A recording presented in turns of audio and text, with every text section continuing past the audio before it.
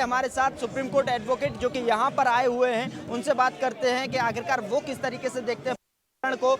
और औरंगजेब खान जी हमारे साथ मौजूद हैं। सर स्वागत है आपका। सबसे पहले सवाल यही कि सुप्रीम कोर्ट के कहने पर क्या याचिका जो एफआईआर है वो दर्ज की गई है? एक महिला, वो भी रेसलर है, वो भी नेम फेम जो है नेशनल इंटरनेशनल, कौन नहीं जानता है, और वो रेप के एलिगेशन लगाती हैं, वो सेक्सुअल हैरेसमेंट के एलिगेशन लगाती हैं, और उसके बाद से उनके ऊपर एफआईआर उनका लॉन्च नहीं होता है, और उनको सुप्रीम कोर्ट की दरवाज़ा जो है खटखटानी पड़ती है, और सुप्रीम कोर्ट का खटखटाने के बाद से तब उनके ऊपर जो है उनके केस को सुना जाता है और उनके ऊपर एफआईआर लॉन्च होता है।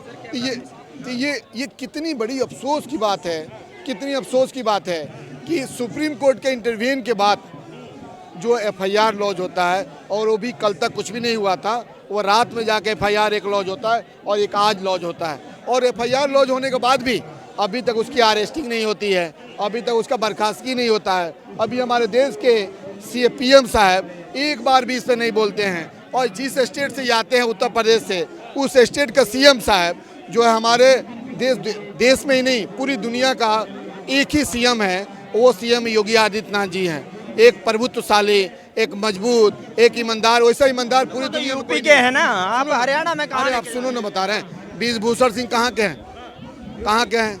यूपी के कैसरगंज से लड़ते हैं। अब वहाँ का सीएम को भी तो बोलना चाहिए ना, लेकिन वो सीएम को बोलना चाहिए जो एफआईआर इनके ऊपर लॉन्च हुआ है उनके घर पे जाना चाहिए, बुलडोजर चलाना चाहिए, उनके घर को तोड़ना चाहिए, इनको भी कस्टडी में लेनी चाहिए। कस्टडी में लेने के बाद से बाकी जो ब्राह्मणों के साथ, बाकी जो यादवों के साथ, बाकी जो मुसलमानों के साथ जो किया जा रहा है, इनके साथ भी करनी चाहिए। ये भी दुर्दांत अपराधी है ना। अब देखो हम कैसे अपराध की श्रेणी में रखेंगे कि हम जो है टीवी के सामने आते हैं, कहते हैं कि हमने एक ही मर्डर किया है, ऑन द स्पॉट उसका गोली मार दिया और उसकी मौत हो गई।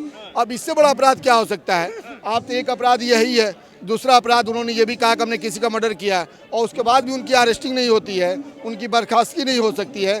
तो देश की संविधान की जो बात आती है, आप देखो देश की संविधान की क्या हालात है, इस देश की किस नाजुक दौर से गुजर रहा है, और ये देश में जो है खासकर हम देखें तो एक इनडायरेक्टली जो है डिक्टेटरशिप आ चुका है ना।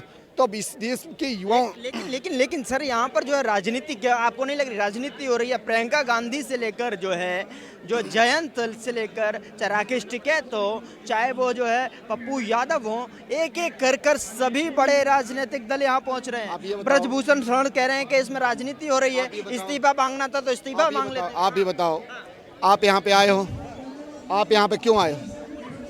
आप ये बताओ कि आप क्यों आए हो? आप मेरा इंटरव्यू क्यों ले रहे हो? मैं यहाँ पे क्यों आया हूँ? मैं आपको इंटरव्यू देने आया हूँ? आप हमारे इंटरव्यू लेने के लिए आए हो कि आपने ये सुन के आया कि हमारी बहनें, अब बेटियों के ऊपर ऐसा एलिगेशन लगाया गया है, सेक्सुअल हरासमेंट का केस है, और उनका एफआईआर लॉन्च नहीं किया जा रहा, उसका बर्खास्तगी नहीं हो रही है, तो सहानुभूति में आए हैं, उनके साथ सोलिडिटी के लिए आए हैं। लेकिन अब तो एफआईआर हो गई। नहीं, एफआईआर हो गई तो उसकी बर्खास्तगी कहाँ हुई? एफआईआर हो गई ना, बर्खास्तगी हुई, जांच चल रही। नहीं, उसकी अरेस्टिंग हुई, जांच तो चल। अगर दूसरा कोई पॉस्को एक्ट में जाता है, दूसरे किसी के ऊपर 376 लगता है, उसको ऑन द स्पॉट आप अरेस्ट करते हो, उसको जेल में डालते हो, तो ये क्या है भाई? ये भी तो एक इंसान है, इंसान से इन्होंने एमपी बना, तो इनके ऊपर होना चाहिए कि नहीं कार्रवाई? इनकी अरेस्टिंग होनी चाहिए कि नहीं? इनकी बर्खास्तगी होनी चाहिए कि नहीं? इनके ऊपर योगी जी को इनके घर पे बुलडोजर चलानी चाहिए कि नहीं? कि केवल कुछ ही बिरादरियों के ऊपर आप चलाओगे, बाकी के ऊपर कार्रवाई नहीं करोगे? पीएम साहब एक बार भी बोले, पीएम साहब आपके भी पीएम है ना, हमारे भी पीएम है, कि केवल बजरंग दल के पीएम है, कि वो आरएसएस के पीएम है, हिंदू युवा वाहिनी के पीएम है, हम पूरे देश के पीएम है, तो उनको तो इस पर कुछ करनी चाहिए, बोलनी चाहिए। और जहाँ तक बात आती है, आप बोले प्रियंका जी क्यों आ गई, पप्पू यादव क्यों आ गए, बाकी लोग नहीं, ये बोल रहे हैं बाकी लोग क्यों आ गए। अरे भाई हम नहीं आ रहे, तुम आओ ना, एक बार भी तुम आए, आके यहाँ बैठे, एक बार भी किसी को आना चाहिए ना। हम आ रहे हैं, सहानुभूति में आ रहे हैं, सॉलिडिटी में आ रहे हैं, हमारे देश के पहलवान हैं, देश की गौरव, कई बार गौरव किया है, मेडल ला के हमें दिया है। मेडल लेने के लिए, दिखाने के लिए, मेडल ला के दिखाने के लिए कुछ नहीं है, लेकिन आप जब मेडल दिखाने के समय, आप जो मेडल दिखाने के समय आप तो सबसे पहले थे, लेकिन आज इनके ऊपर रेप होता है, एलिगेशन के जब ये लगा रही हैं और 3 महीने से दूसरी बार बैठी हैं, तो इसके लिए आपके पास कोई कुछ नहीं है। क्यों नहीं है भाई? मोदी जी एक बार लेकिन सुप्रीम कोर्ट में आप बैठते हैं, सुप्रीम कोर्ट वकील हैं, तो आपको पता है क्योंकि सुप्रीम कोर्ट की दहलीज पर यह मामला पहुंच चुका है। क्या आपको भी लगता है कि सीजीआई की तरफ से न्याय मिलेगा, इंसाफ होगा?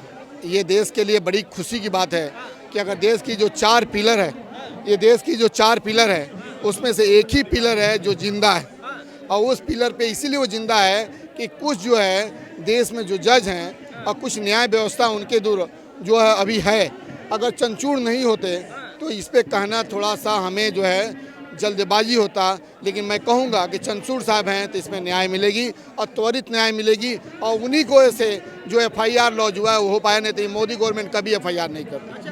आप ये बताओ कि आप हाथरस केस में देखे, हाथरस केस में क्या हुआ, इतना यहाँ से वहाँ तक लोगों को जाना पड़ा, बेटियों को रात में ये जला दिए। उसके पास उन्नाव केस में देखो, क्या उनके ऊपर कुछ कार्रवाई हुई? क्या टोनी है उसके ऊपर कुछ कार्रवाई हुई? जो अजय मिश्रा वो मोचा इतने बजा रहा, क्या उनका घर का बुलडोजर से टूटा? क्या उनके साथ कुछ और हुआ? नहीं हुआ। तो ये गवर्नमेंट जो है किसी इतने बड़े लोगों का जब FIR नहीं लॉन्च कर सकती तो गरीब मजलूम हम सब लोगों का क्या हो सकता है? हम अपने को भी बोल रहे हैं। आज जो है एडवोकेट की मौत हो जा रही है ना भाई, आज उनको गोली मार दिया जा रहा है। तो कानून व्यवस्था क्या है? अब प्रयागराज की हम बात कर रहे हैं, प्रयागराज में दूसरे दिन एक बेटी जो है, एक बहन को, 21 साल की बहन को गोली से भून दिया जाता है। उसके दूसरे दिन एक और बहन जो है, एक और गुंडा रेपी जो जेल से बाहर आता है और आने के बाद से वो माँ बेटी दोनों को जान से मार देता है। उसके तीसरे दिन अजय मिश्रा या समथिंग जो एडवोकेट हतीका मत के, उनके ऊपर गोली चला दी जाती है, बम फेंक दिया जाता है। तो आप सोच सकते हो इस देश की हालात क्या है, ये देश को किस ओर लेके जा रहे हैं। लेकिन सबसे बड़ा सवाल यह है कि सीजीआई चंद्रचूड़, DY चंद्रचूड़ जिस तरीके से कहा जा रहा है, सरकार को लगातार आईना दिखाते रहे हैं, चाहे वो बंद लिफाफा मामला हो, चाहे वो अन्य केस हो, उस पर लेकर मुखर आकर बोलते रहे हैं। इस बार भी लग रहा है कि उम्मीद अब सीजीआई से ही है, चूंकि उनकी दहलीज पर है। क्या कुछ मामला निकल कर जाएगा सुप्रीम कोर्ट से?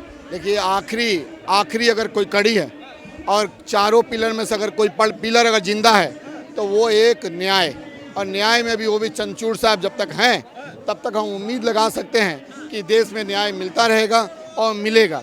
और उनके जाने के बाद से फिर क्या होता है ये हम नहीं बता सकते। लेकिन 2 साल तक ये मोदी गवर्नमेंट खुद सोच नहीं पा रही है कि हम करें तो क्या करें, क्योंकि आए दिन जो भी अगर हो रहा है तो चंचूड़ साहब के वजह से हो रहा है, बाकी और कोई ऐसी व्यवस्था नहीं है। आप मीडिया देखो, आप कुछ यूट्यूबर हो दिखा, ये भी सवाल है कि जिस तरीके से पॉक्सो एक्ट में जो है मामला दर्ज किया गया है, इतनी कहा जा रहा है कि 7 महिलाओं ने, 7 लड़कियों ने जो है शिकायत दर्ज कराई थी, तो 2 उन पर जो है शिकायत हो गई है, दर्ज हो गई FIR। क्या कम है अभी भी FIR? देखो, FIR एक ही है, सफिशिएंट है, 2 हो गया सफिशिएंट है। लेकिन FIR होने के बाद से उनको अरेस्टिंग क्यों नहीं हुई भाई? अरेस्टिंग होनी चाहिए ना। बृजभूषण सिंह क्या हैं, उनको जो है बर्खास्तगी क्यों नहीं हुई? सरकार उनके ऊपर त्वरित कार्रवाई क्यों नहीं की? करनी चाहिए ना। तो मेरा डिमांड है और बाकी लोगों का ये डिमांड है कि उनको अरेस्ट किया जाए और उनकी बर्खास्त किया जाए, और जो लोग बृजभूषण को सपोर्ट कर रहे हैं उनके ऊपर त्वरित कार्रवाई किया जाए। इसलिए कि हमें तो लगता है कि बृजभूषण सिंह के साथ क्यों उनकी बड़ी लंबी चौड़ी दोस्ती है, तो हो सकता है कि 2-4 और लोग भी मंत्री हों, वो भी, उनका भी इन्वॉल्वमेंट है, तो उनके ऊपर गहन जांच करके उनके ऊपर भी कार्रवाई होनी चाहिए। क्या बाबा का बुलडोजर अब ब्रजभूषण शरण सिंह पर चलेगा? चूंकि मामला अब बहुत ही गंभीर हो चुका है, तमाम जो देश की निगाहें यहाँ पर हैं, जो मेडल लेकर आती हैं आज वो यहाँ धरने पर। देखिए, हम तो उम्मीद करेंगे कि बाबा जो है मिट्टी में मिलाने की बात करते हैं, तो मैं उम्मीद करूंगा कि बाबा जो है जितने बृजभूषण सिंह ही नहीं, ब्रजेश सिंह है, बादशाह सिंह है, और उसके साथ साथ जो विनीत सिंह है, बाकी जितने हुए हैं उनके ऊपर भी बुलडोजर चलाया। आपने एक देखा, कल का एक है कि एक कोई यादव हैं, विधायक हैं, और उनको जो है पुलिस जो है एक बाउंड्री से बाहर लेके आती है और कहती है कि 6 महीना तक जो है आप दिखाई मत देना, यानी 6 महीने के अंदर में आप अंदर आ जाओगे तो आपका मर्डर कर दिया जाएगा। आप देखो कि जो न्याय व्यवस्था को काम करना चाहिए वो यूपी के पुलिस कर रही है। एक विधायक को तड़ीपार कर रही है पुलिस, यानी कि वहाँ पे न्याय व्यवस्था कहाँ गया? आप जब उसको कर रहे हो तो आप ब्रजेश सिंह का भी करो, आप उसका कर रहे हो तो आप बृजभूषण का भी करो, आप बादशाह सिंह का भी करो। सरकार को बदनाम करने की कोशिश। तो किसको बदनाम कर? ये बदनाम हो रहा है, यानी कि हमारी बेटी बहनों के साथ अगर कुछ होता है अगर उसमें हम रेप का उसमें एलिगेशन हम लगाते हैं और उसका हम डिमांड करते हैं FIR करो, तो हम बदनाम कर रहे हैं। अगर प्रियंका जी आ रही हैं, सहानुभूति दे रही हैं, साथ में खड़ी हो रही हैं, तो बदनाम कर रही हैं। तो मोदी जी से हम कहते हैं कि हम नहीं जाएं।